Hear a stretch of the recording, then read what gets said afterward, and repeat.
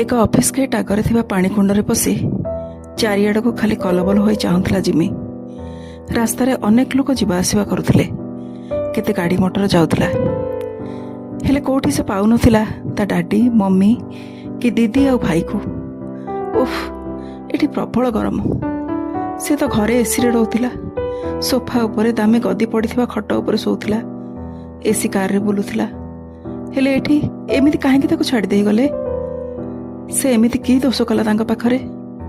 से तो काहाको आघात भी करि नाही। जुळु जुळु होई समस्तଙ୍କୁ चाहुथिबा निर्वाक जिमी आखिरे अनेक प्रश्नर पहाड़ रहिथिला।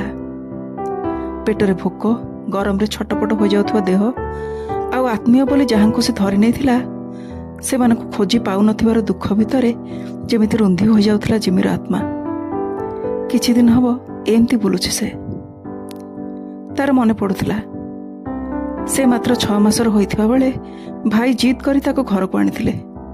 सेपट मालिकों को बिड़ाई टंका दे ता माँ कोलरू छड़ाई अणा जायथिला ताको। सेतेबेले से आउ ता माँ बहुत कांदिथिले। हेले परिवारर स्नेह श्रद्धारे से सबु दुख भूली जाइथिला। निजको जणे गुरुत्वपूर्ण सदस्य बोली धरि नैथिला। ता पई स्वतंत्र खाद्य सह स्वतंत्र भावे डाक्तर भी खंजा होइतिले। केते खुशीर जीवन थिला तार। हेले एबे से माने एते बदली गले काहेकि? हाँ, एबे ता निजर बयस बढ़िछि। ता देहरु लोम झड़ी घर असना होछि बोली झाड़ू करुथिबा मालती माँ को आगरे फेरा देउथिबा से शुणिथिला। एथिरे तार दोष कौन? से तो निज विश्वस्ततारे किछि भी कम कर नथिला। ताले से जहा देखिथिला कौन ठीक? डाडीଙ୍କ घरे तांको माँ बापा अलगा होई रहथिले। एमिति कि मालती नानी तांको घर झाड़ू करू नथिला कि लुगापटा सफा करने को आणु नथिला। खाली टूना भाई जहाँ खाइबा को दुटा दे आसे, से भी सेमानकर अलगा बासन रे। डाडी मम्मी कि दीदी भाई केही सेमानक सह भलरे कथा हुअंती नाही। जिमी भी छोट बेले निजको सेमानक ठारू स्पेशल भाभी भारी खुशी होउथिला। हेले बड़ हेबा परे धीरे धीरे सब कथा बुझी पारिला। किंतु से कौन बा करि पारथांता जे? खाली सेमानक आखि को चाहि तांका मन कथा बुझिबा को चेष्टा करुथिला। आज से निजे सेमती परित्यक्त अवस्था। सतरे कौन ताको ए रास्ता रे एमती छाड़ी दे गले से माने?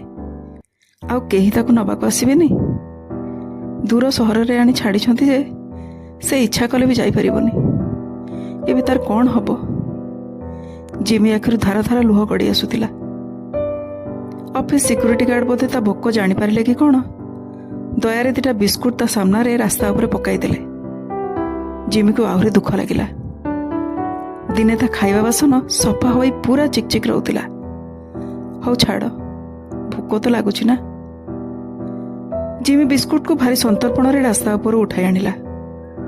भोक और दुख रे से लुह मिसा करी बिस्कुट टे चोबाउथिबा बेले देखिला ता पाखरे दुईटी पाद अटकी जाइछि।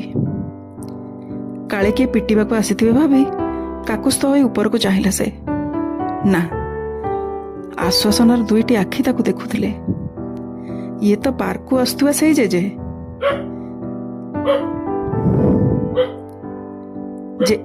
जे ताको कहथिले, अरे टमी मु तो अवस्था जानिछि रे, मन दुख करना। खाली तोर नुह, मोर भी सही भाग्य। दरकार बेले समस्ते आदर करती, अदरकारी हेले रास्ता को फिंगी दियंती। ए अदरकारी जेजेर सांग ही रहबू? भाव पाखरे भाषा लोड़ा हुए नाई। जेजेंक भाव बुझी लांज हलाई तांको देहरे घसी होइगला जिमी। जेमती कहूतिला, मोर जिमी हवा दरकार नाही, मु तम टमी होई तम सांगरे रहिबी, आजीवन आपणार होई रहितिबी। दुहे चालुथिले आग पछ होई।